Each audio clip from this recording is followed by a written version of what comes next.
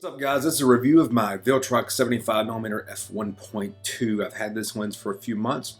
I've taken roughly 7,000 images with it. Three of those rather, were actual photo shoots with clients. And so far, I love this lens, so let's get into it. So quick rundown, for $549 you get this lens with the lens hood, two caps, and a carrying case. The lens has an f1.2 to f16 aperture. 115mm full frame equivalent. Now that is very important. We'll get into that later. The autofocus system, it goes along with Fuji's entire range of autofocus, subject, animal, bird, and so on and so forth, face and eye detection.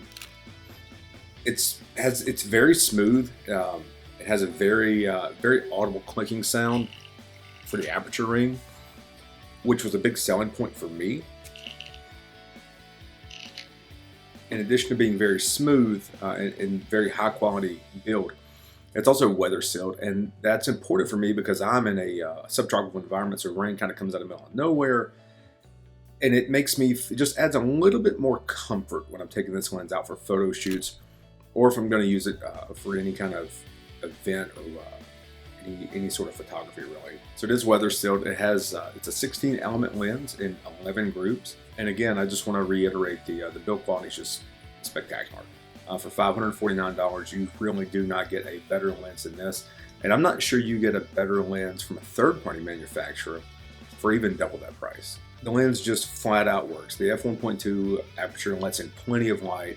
So if you're getting right down to crunch time, you're trying to get into those last few clicks on a family shoot, you can get it in with this lens. You're not going to be hampered by a 2.8 aperture or an f4 or anything like that. So it just flat out works. It provides great bokeh, those full frame-esque backgrounds that you would really expect or want out of a portrait lens. This provides. I mean, I've been thoroughly happy with it.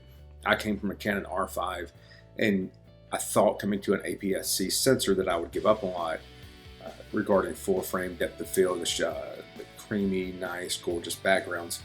And I haven't noticed any perceivable difference. One other feature it has, to me it's very important, is it has a USB port for future firmware updates. Now that may not matter now because for me it works great. I wouldn't even take the time to update the firmware if they had a firmware update. But for future Fujifilm cameras like the upcoming XS20, I want the ability to update the firmware. Now there are some cons to this lens. It's heavy. Despite being a crop sensor lens, it is still a very heavy lens, again because of that f1.2 aperture. It has to be big to let in a certain amount of light.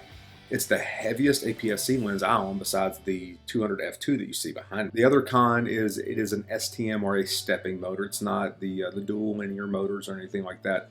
So if you're a sports, action, or wildlife photographer, this may not be the lens for you. I took it to a local theme park with my daughter and tried to get some pictures of her on carousel. I got a few, the XH2S, which is what I shoot with, shoots at 40 frames a second. So I got a few images, but I tried to get images of her coming around the carousel, and I just could not get a high number of keepers with this lens. So my final thoughts are, for the money, it's great glass. For double the price, it's still great glass. I cannot emphasize that enough. It's great for weddings, portrait sessions, family sessions, headshots.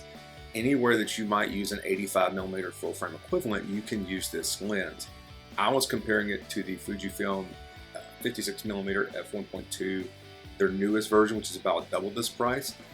And I wanted that lens initially, but then I found out this one had the aperture ring, and truly that is what sold me on this lens. The image rendering is spectacular. It's tag sharp whenever the autofocus catches the subject's eye, and it just produces a great image. Again, the price is $549. Now you couple this with something like the Fujifilm XH2S, which comes in, I believe, at right at $1,300, and for less than $2,000, you have a setup that you can do professional level portraits and events with, and you can't match that with any other system right now. If I was forced to choose one lens for my Fujifilm arsenal, now keep in mind I do mostly wildlife, landscapes, that sort of thing, and that's where my true passion is. But I also enjoy doing portraits. I enjoy capturing that moment for people and really just seeing that smile kind of light up on their face when they see the back of the camera and they're just ecstatic. But if I only had to choose one lens for portraits because I was trying to save money, or maybe I was just starting out this would definitely be the lens I would go with. You might find yourself limited if you're shooting in a studio and you only have a certain amount of room to work with, because it is a 150mm equivalent. But if you can afford to be able to back up a little bit, I don't think you get a better lens for the money than this. So those are my thoughts. Please like and subscribe and check out my next video. Thanks.